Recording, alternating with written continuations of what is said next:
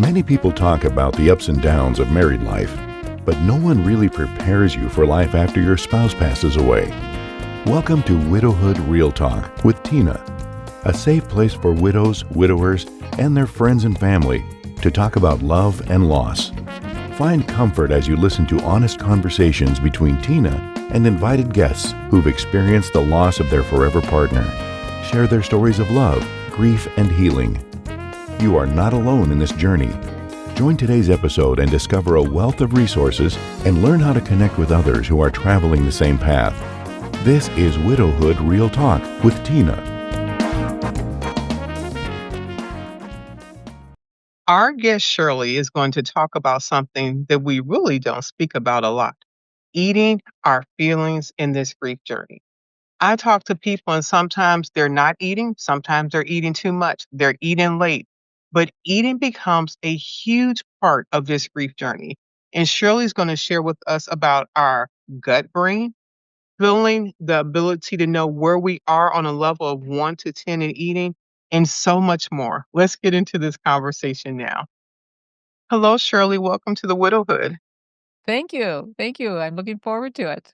Oh, thank you. When you hear welcome to the Widowhood, what comes to mind for you? What comes to mind is there's a sadness in it, and in that sadness, it's there because that person meant a great deal, and that sadness is very real. But what starts to happen is instead of really feeling that sadness, you start detouring to eating because you feel lonely, and that's where I end up working with people who feel that deep, deep sense of loneliness when they've lost their spouse or lost somebody very close to them. It can be a parent, it can be a spouse, it can be a sibling, and so that's when I hear widowhood, I think, okay, there's probably some sadness, there's probably some really deep work that needs to be done. Wow. So you're telling me that eating my feelings is a real thing. It's not Yes. something just made up in my mind. This is a real thing. No, because I work with the gut brain because that's where your eating boundaries are located. We're born with them. When you think of an infant, they know what hunger feels like. When they're born, they feel that hunger. They know when to start eating. And what's amazing is they know when that hunger goes away, they truly want to stop eating. And it's very strong.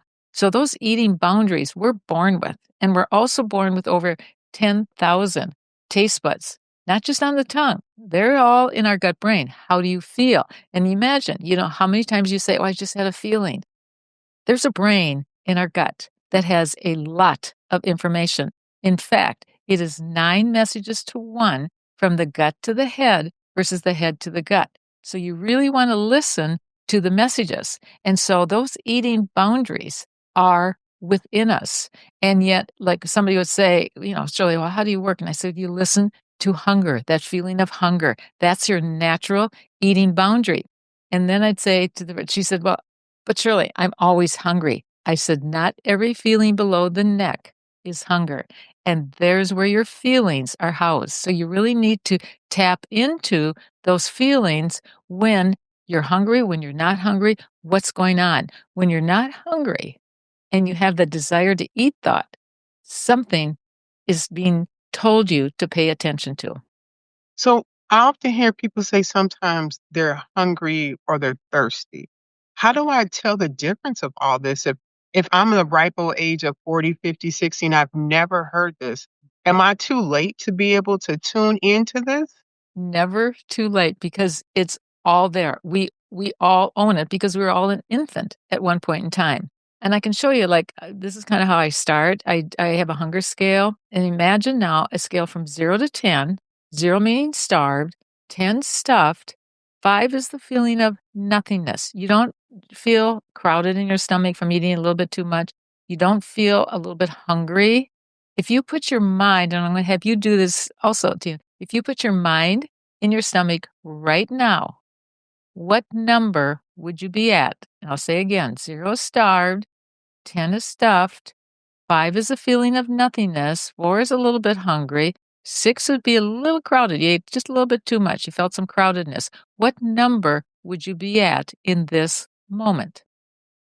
Didn't know we were going to talk about my food. I'm at a 5. I Oh, just had some sweet potato chips and some water, before we started this conversation. yeah. Yeah. And you know what? And you knew it like that. Yes. You know it. We all know it. We just stopped listening.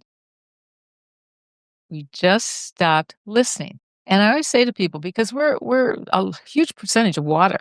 So a lot of times I say, just, if you're not sure yet, well, just drink some water and let's see how you feel. Take some time, do a pause, really check it out. Are you really hungry? So I start teaching people how to really get back to listening. What if people say, "I don't like water"? Ah, I don't like water. That's probably because it doesn't have enough intensity to it. It feels more bland. And when your gut brain has these intense feelings that have not been dealt with, the water feels too bland. You want something more intense to kind of cover up a little bit of that feeling.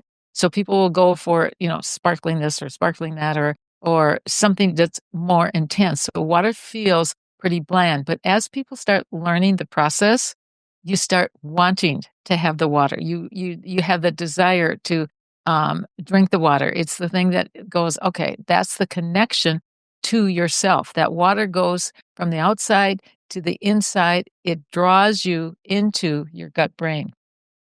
Wow. How important is water to our physical makeup and our existence?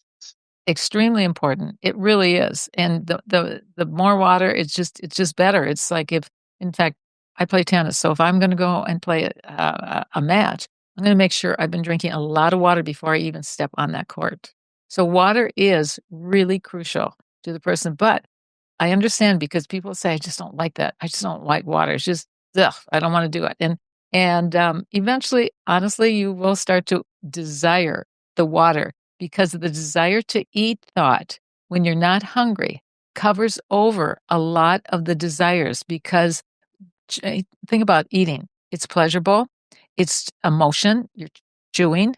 It brings you from the outside, brings you right back inside. And so as you stop using the chewing and the pleasure to feel, as you start eliminating the quantity of food, you will start to want to move. You will start to want to have the natural wisdom of what the body truly needs. Hmm. Wow, that's a lot of information.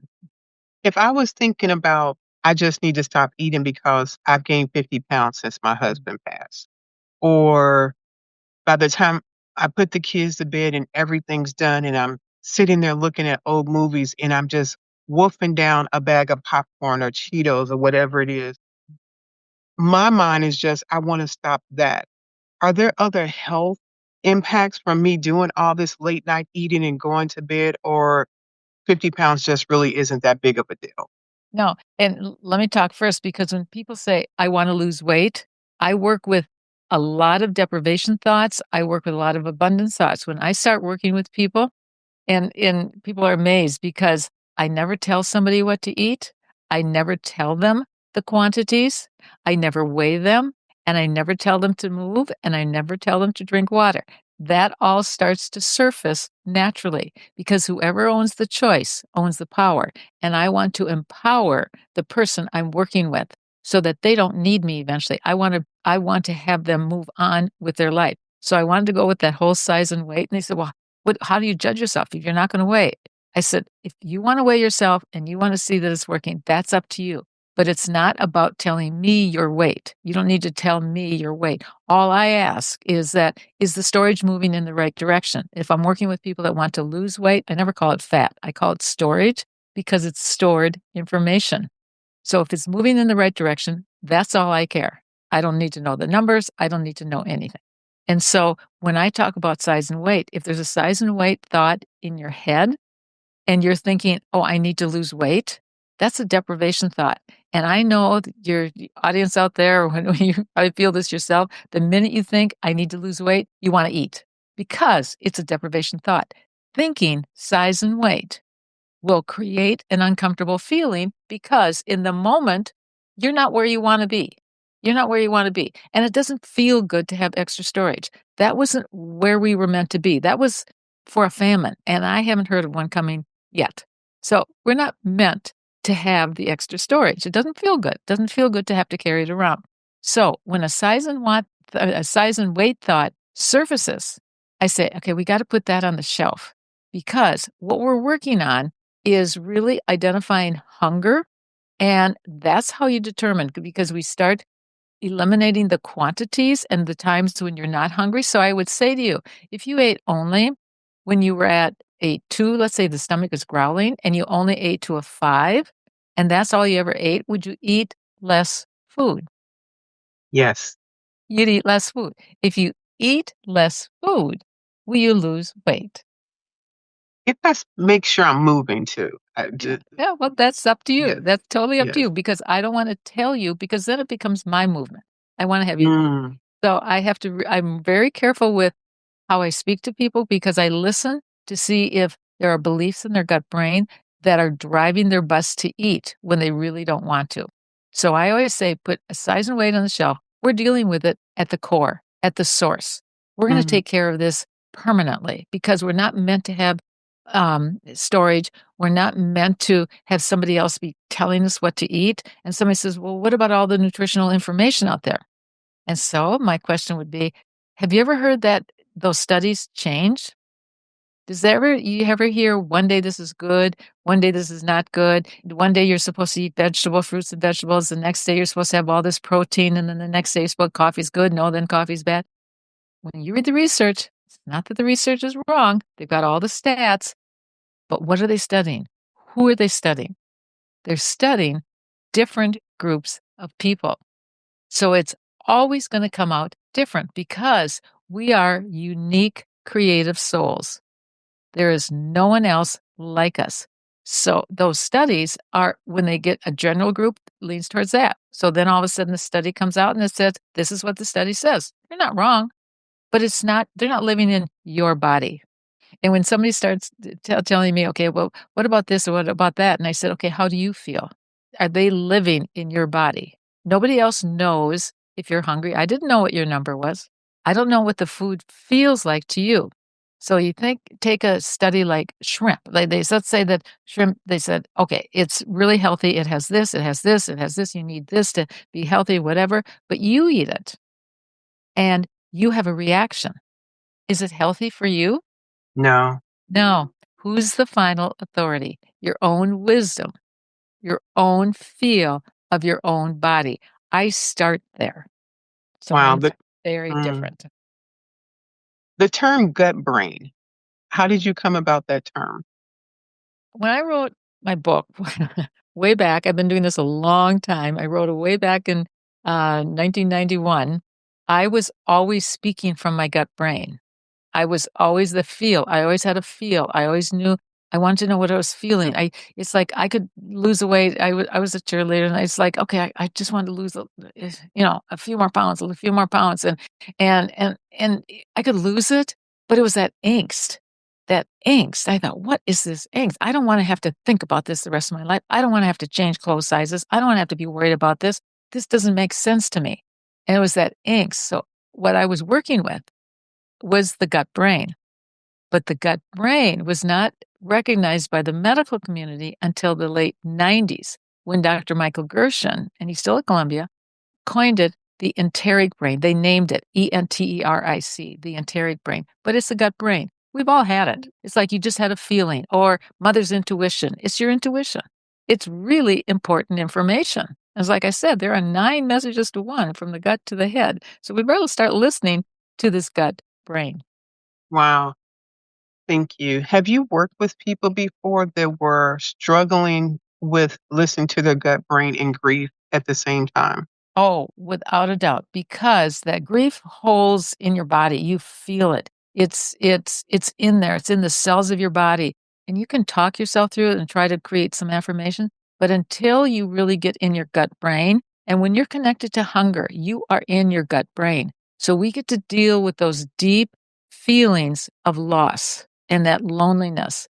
And when people have never worked with their gut brain, even without loss, I bring them into that place so that they always feel their own sense of space, their creative soul. And with grief, you need to be there because it's like you've lost somebody that's really, really important. And the thing is, you've always got to get back to yourself. But what happens is you have that desire to eat thought, and it's just you're trying to fill that empty space inside of you. So I keep working through that feeling because that's a deep feeling. And we have four other pleasure senses that were given to us to help us when we're going through something like that that severe grief. We have the pleasure sense of sound to listen to music. We have the pleasure sense of sight, go out in nature. We have the pleasure sense of touch with our hands and our feet, unlimited possibilities. We were never meant to rob taste to handle discomfort. Then it becomes what I call out of order. And when eating is out of order, it starts robbing you of your life. When it's in order, it gives you life. Wow, to think of thank you for explaining that. Grief already takes so much away from us. And grief is, yes, the passing of a loved one, but it could be unfulfilled expectations. It could be a divorce. It could be having to relocate, health issues. And to think we're under the guise that we're medicating ourselves with food, but we're actually taking something away from ourselves. Yes, yes. This process is about abundance, getting yourself back again. The storage is just robbing you of your connection to you, your deep connection to you with all the messages. And it can be grief, and you described it beautifully, by the way, Tina. It can be anything. If that connection isn't there and you start feeling that pain of loss, whatever it is, we need to always come back to ourselves. And if you don't do it with your own thoughts and actions, the body will do it for you because you need to get back to yourself. You can't Wow. escape it. Thank you. What would it look like working with you? The start process, is there a discovery call? Is there a general timeline? What does that look like? Or is this developed per person? The timeline is unique for each individual. Yeah, yeah. I've developed this through the years to see because I know it's the final answer because we're dealing with the core boundaries. It's like a pathway to you. It's not my program implanted on anybody. It's like one time because I do a recording card, I have a whole system set up. And a person said, I just don't want to do the recording. The recording is really simple. It's like writing down the start of your eating and what you feel like at the stop. But he just didn't want to do it. And I said, great, then I don't do it. And he said, well, I'm surprised you said that. And I said, no, it's always a choice, always a choice. But I'm curious why you don't want to do that because that connection to hunger is the deepest connection to yourself. And he said, no, I'm always going on and off programs. And I said, well, this is a process to guide you to you. And then it was like a light bulb went on and he said, I've looked at it as your program. I said, no, it's a process to guide you to you. And I have all the tools to guide you there because I know everybody this space. So when somebody starts working with me, and I've done just different one time, sometimes I would do it just one-on-one and I would always make sure that that person really got it. I mean, they really understood it because I know that base inside of you, you need to really develop, like I said, and create that internal pleasant base. We gut out all the pain out of the gut brain, but there's beliefs and all kinds of things in there. And as I would work with people, I continuously developed tools. And I thought, well, I can't really see the people. So I created what we called a recording card so that you would be accountable to yourself to know what you were feeling like. So when somebody first starts working with me, they said, well, how do you even start if you've never even knew any of this existed, if you never even knew hunger existed? I said, okay, we need to create a strong sense of awareness first that you're starting to eat. So, what is a strong sense of awareness? You're sitting. You know you are sitting. So, I always start with the sitting. I have a recording card and they first just say, are they sitting? They're sitting when they start to eat because you're very aware that you're sitting. You've stopped the motion of the day because we become very fused with the motion of the day. We're doing all these other things while we're eating and we've lost total awareness. And many of my clients will say, yeah, I can hear her saying, if you don't have time to sit, you don't have time to eat. So if you first of all took out all the eating when you weren't sitting, would you be taking out a bunch of food? And also, what I have when you're sitting, you do nothing else but eat. Would Did you mean would you hold on, hold Go on. ahead. I can't have my phone? You're saying I'm just eating?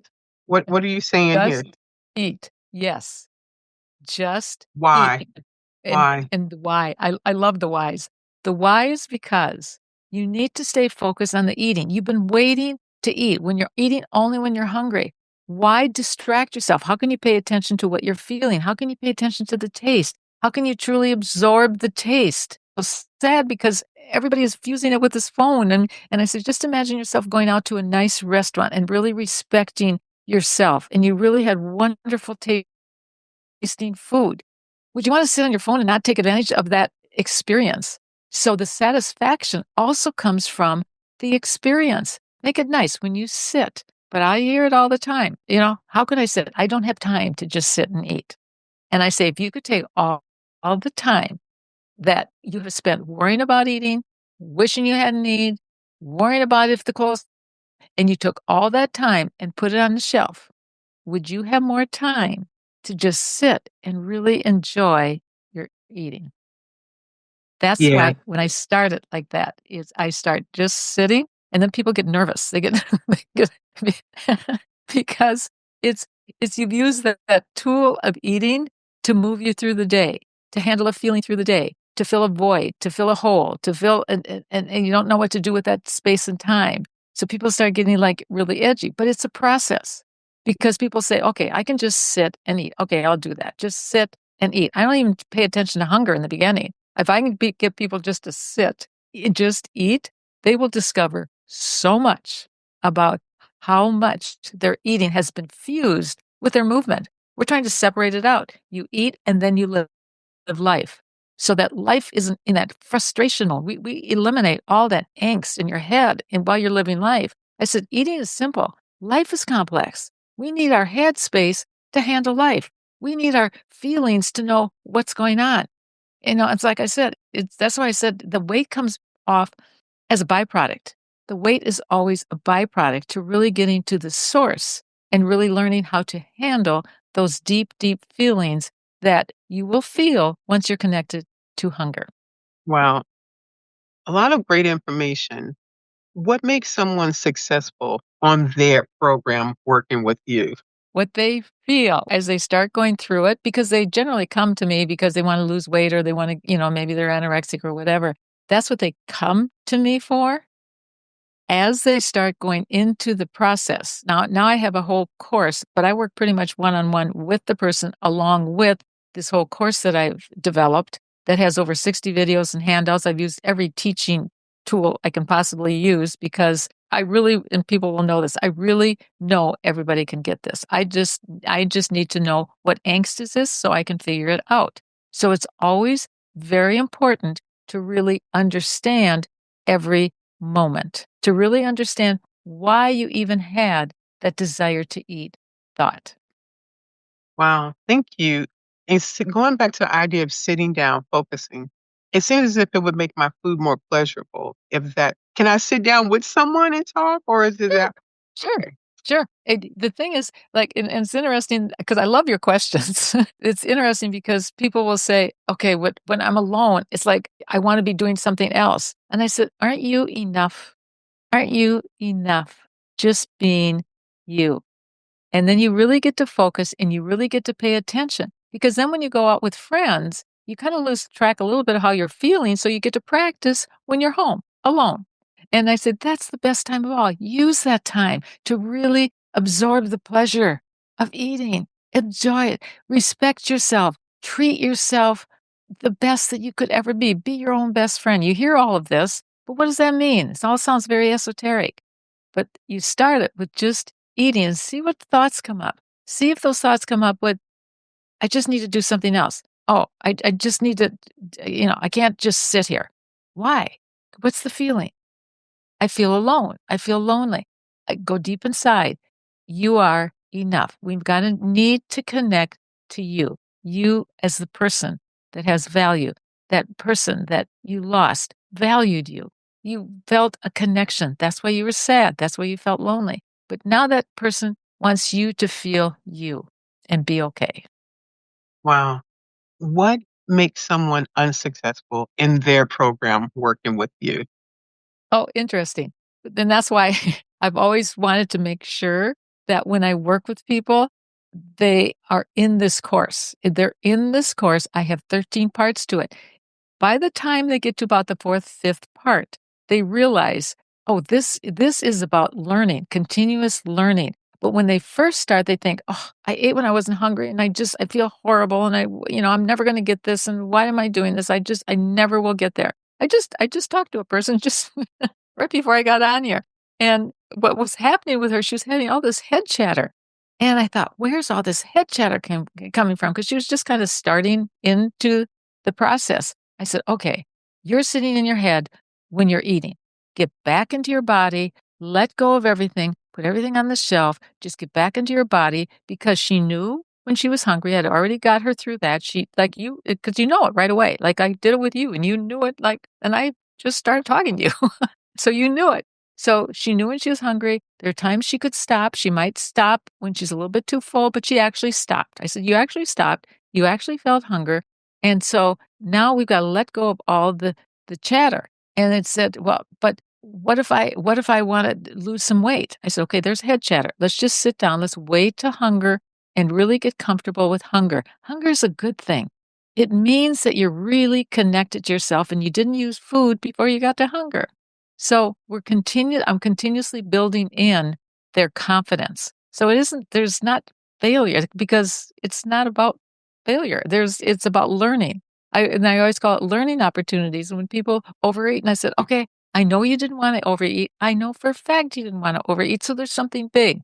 And as we start going through it, they're amazed at what's under that little nibble or that overeating. And they just go, "I never would have dreamed this was all underneath it." I said, "Yeah, because a nibble matters.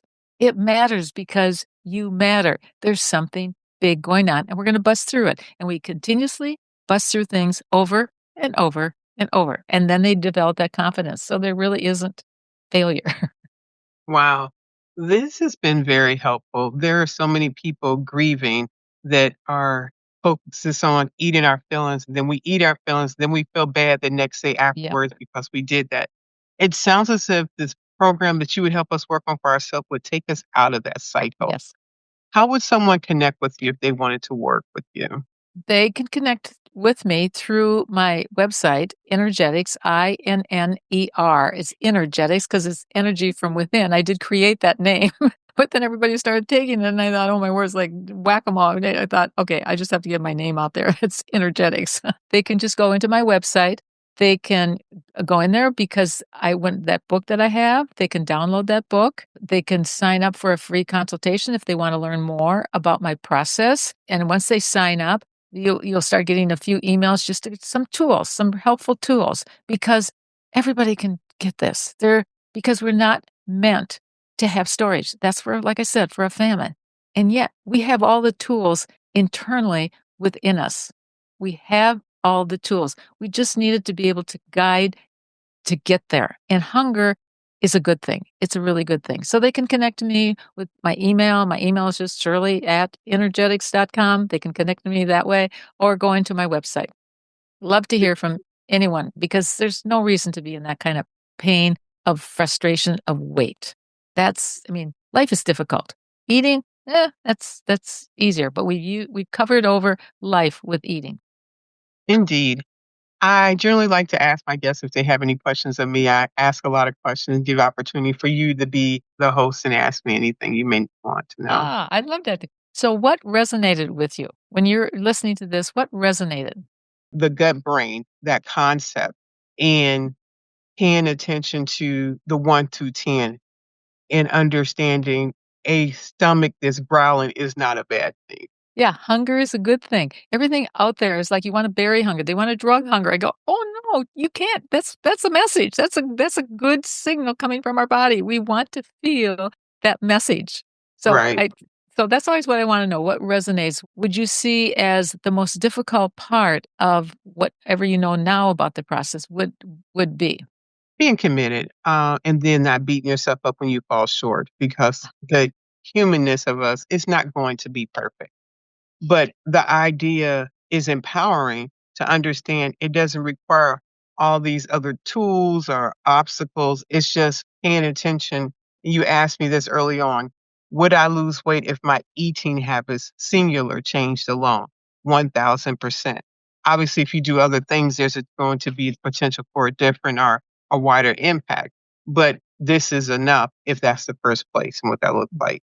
Mhm, mhm. No, that's what I always like to see is what would be difficult, because the difficulty is feeling feeling the feeling. But that's when you described that people feel like a failure all the time, that's what I continuously work with people never to feel that way. And eventually, because when I start with them, I said, you will feel like, "Oh my word, what else is going on here?" You won't feel like defeated if you overeat. You go, "Okay, I know I didn't wanna eat, and in the moment, I know I'm overeating, so how what could I possibly learn? What could I possibly learn from this?" And then we work through it. I said, "Okay, what was the thought? Give me the thought."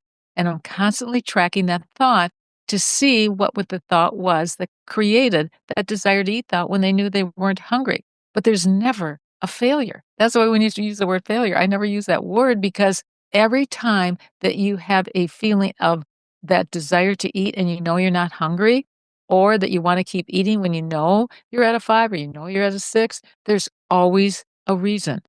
And all it means is there's something more to understand, and you're continuously understanding and putting things in place while you're developing tools how to handle those deep, deep feelings. Wow, indeed. Did we cover everything that you think we should discuss, or did we leave anything out? When somebody asked me that, I thought, I could give, like, a zillion tools. I could give I thought, because people always say, "But what do you do when it tastes so good and you're in the middle of that taste and what," and it's a range, it's a gradual process. So on that hunger scale, if somebody is starting from, like, a 5, like, then I remember one of my, people when I used to do seminars would say, "Okay, I got it. I used to think I needed to eat when I felt that emptiness, but that's where you're supposed to stop. No wonder I'm overweight." And and so I do a range and I gradual. So if somebody starts from a 5 to a 10, then we gradually keep moving down. So we gradually keep learning about things, because every time you go through something, you're learning something deeper and more understanding. But what is so key is to always know there just isn't a failure. So when that taste, you get in the middle of that taste and you really want to keep going, you say, "Okay, I know I'm at," let's say that your range decided to be from a 3 to a 7. Okay, so that's where you are. And you know you're at the 7 and you want to keep eating. I say, "Okay, let's plan for that the next time." Let's say they overate. So I say, "Okay, let's plan for that the next time." Make sure that you're doing something pleasant once you're leaving the eating. Once you're stopping eating and moving into life, make sure there isn't such a big drop. If you hate what you're going to do, you- you're not gonna wanna leave that eating. So one person, I said, "Okay, so imagine that you're gonna go to a massage after. Would you wanna keep eating and be stuffed when you're going into a wonderful massage?" I'm going for that massage and I want to be 10 minutes early. And so what is really key is to always plan something pleasant, stepping stones, so that you gradually go, or maybe you just take a break and you just look forward to a rest or something. So I'm always giving a lot of tools so that when you get to that where you decide you were going to stop, like whatever number that was, that you have a multitude of tools, and there might be beliefs. There might be a belief in there, and I haven't even touched on that. So I do want to touch on that a little bit. There might be a belief that you grew up with that said you have to finish your food.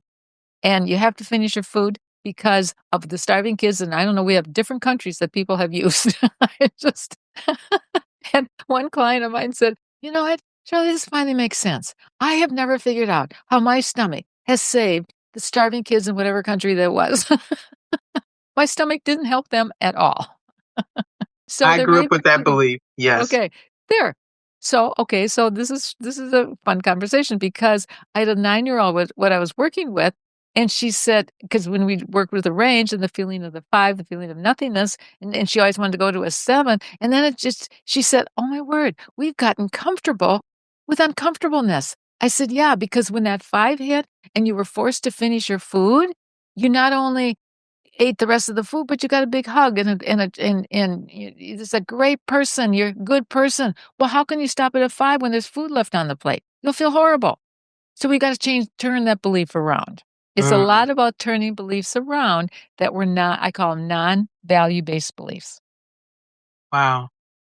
Thank you so much for this conversation. I'm going to share something with my listeners, and then I would like for you to wrap up this conversation with whatever you'd like. I want to say I am sorry for the person that has passed that caused you to find me, but I'm glad you're here. And I know this conversation will be very helpful on your journey of grief and empower you in a way that you probably never thought possible, but can see it impacting you. I look forward to seeing you next week.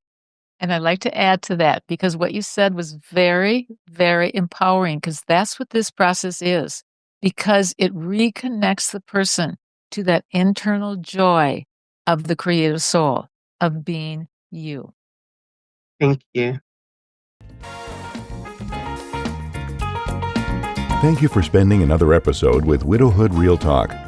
If you found the contents of today helpful, share the episode to anyone you know who may need it. Subscribe to the show and tune in to Widowhood Real Talk each week. Then, visit widowhood-realtalkwithtina.org to join the community and access additional resources. Remember, you are not alone in this journey.